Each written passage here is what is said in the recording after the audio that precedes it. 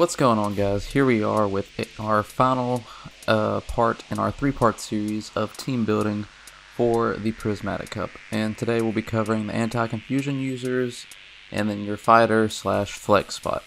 We'll go on and start off with who our confusion users are. I didn't add Wormadam in this one just because of it being lowly ranked, and I really could have added it, but I didn't.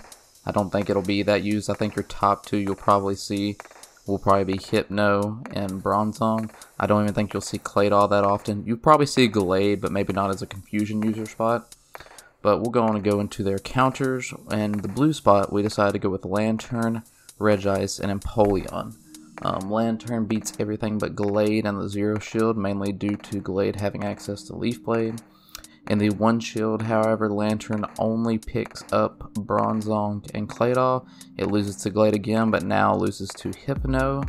And then the two shield, Lantern beats everything outside of Glade and Hypno, but I'm pretty sure it ties either Glade or Hypno. I really should have added that on there. So it ties one of them and beats the rest. And then we'll go on to Regice. Regice in the Zero Shield wins everything, mainly because of Earthquake and Blizzard spam the lock on. It absolutely can one-shot any of those, so that's pretty self-explanatory. In the one shield, however, it has the same matchups that Lantern does, beating both Claydol and Bronzong. And then in the two shield, again beating Claydol and Bronzong, does not beat Hypno or Glade in the two shield. And then in the zero shield, Empoleon beats everything outside of Bronzong.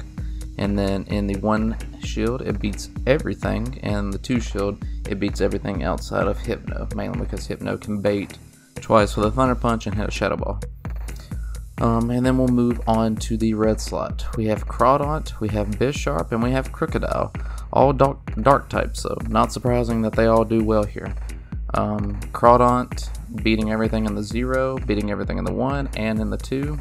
Bisharp, however, only beats Bronzong and Hypno in the zero shield, losing to Claydol due to Earth Power and losing to Glade due to close combat.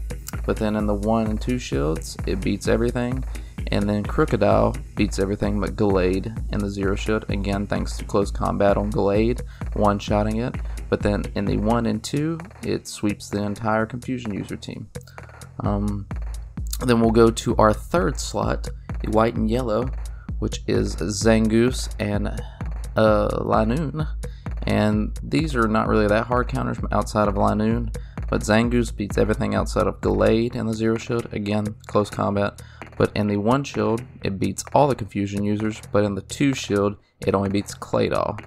So not that really good, really falls off with more shields up, so better as a closer more so than a lead. But then we'll move on to Lanoon, wins everything in the zero shield, only loses to Glade in the one shield, and then beats everything again in the two shield.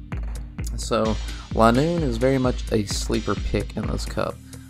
Just will have to watch out for counter users, as they will be everywhere. But Lanoon can act as both an anti-confusion user and anti-ghost. Then we'll go to our green and black spot, and we have Snorlax, we have Alolan Muck, and we have Dusclops. Snorlax beats everything outside of Glade, again due to close combat in the zero shield. In the one shield, however, beats everything, and in the two shield, it beats everything. In the zero shield, Alolan Muck beats everything outside of Claydol due to Earth Power. But in the 1 and 2, it's the same story as with Snorlax. It beats every confusion user, mainly due to that dark typing. And then we'll go to our final slot in the green and black, which is Dusclops. Dusclops only losing to Hypno in the zero shield, and again in the one shield only losing to Hypno, but in the two shield it beats everything. And then we'll go to our pink and brown spot. We only have two slots here, which is Shiftry and Alolan Raichu. And this is what I was talking about in a previous video, where I looked at both Thunder Punch and Grass Knot variants of Alolan Raichu, and it does not change any matchups. The matchup scenario, or the shield scenarios, are the exact same. It only helps with the Claydol not be as bad, because Claydol absolutely dominates it if it just has Thunder Punch and Wild Charge. With Grass Knot, it can at least hit one to hurt Claydol. but we'll go on and start with Shiftry. Shiftry beats everything outside of Glade, self-explanatory with the close combat, but in the 1 and 2 shields, it beats everything. Alolan Raichu, however, in the 0 shield, only beats Glade. And then in the 1 shield, beats everything outside of Claydol, and then in the 2 shield, beats everything outside of Claydol again. I actually may have misjudged that. I think that with Grass Knot, it does beat Claydol in the 0 shield just because of how fast it is. And then we'll move on to our final slot in the anti-confusion users. In our purple and gray, we have Gliscor, Fortress, and Skuntank.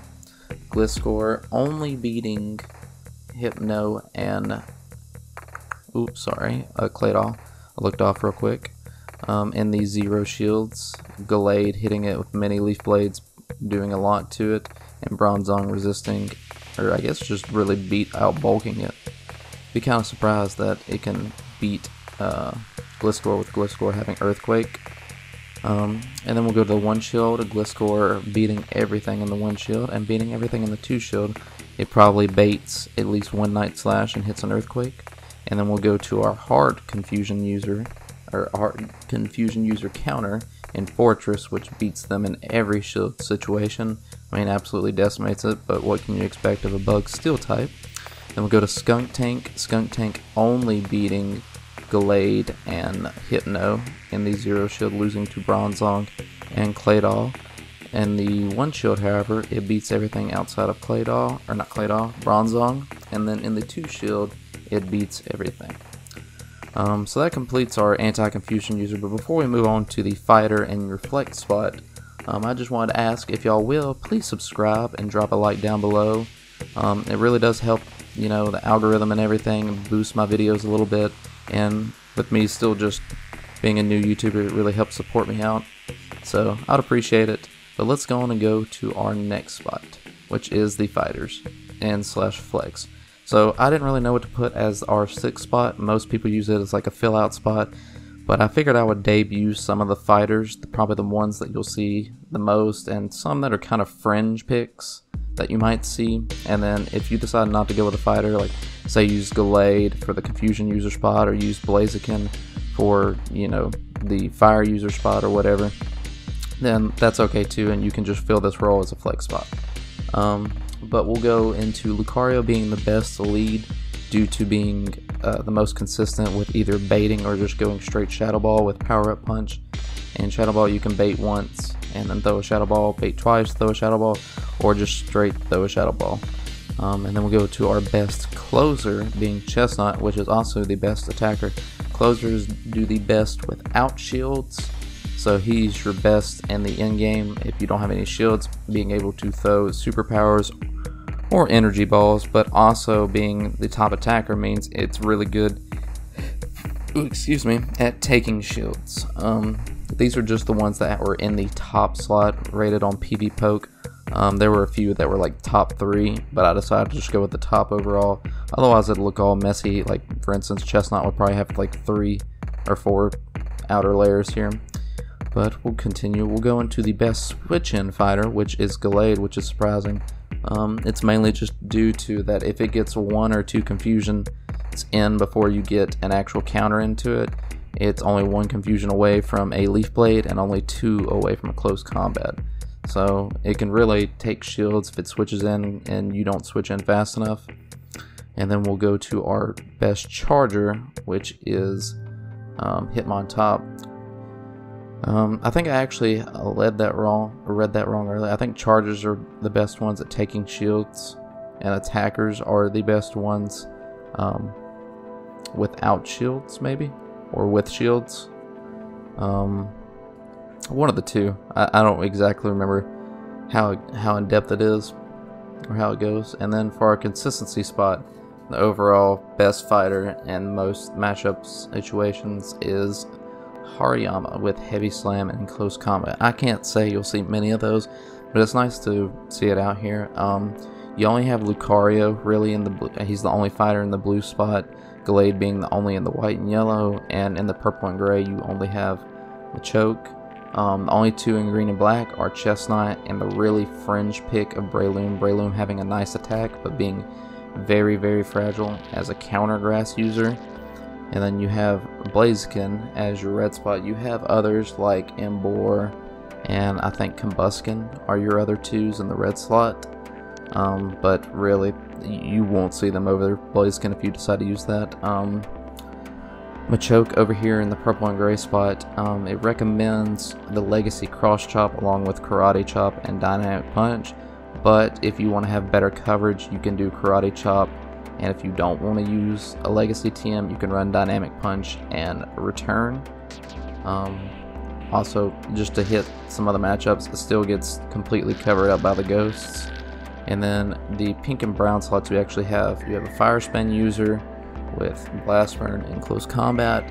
Then you have a counter user who doesn't use any fighting moves. I think he uses Ice Punch and Thunder Punch, so you got some uniqueness there. And then Hariyama, as I mentioned, close combat, heavy slam, and then Hitmontop, of course, with Stone Edge and close combat.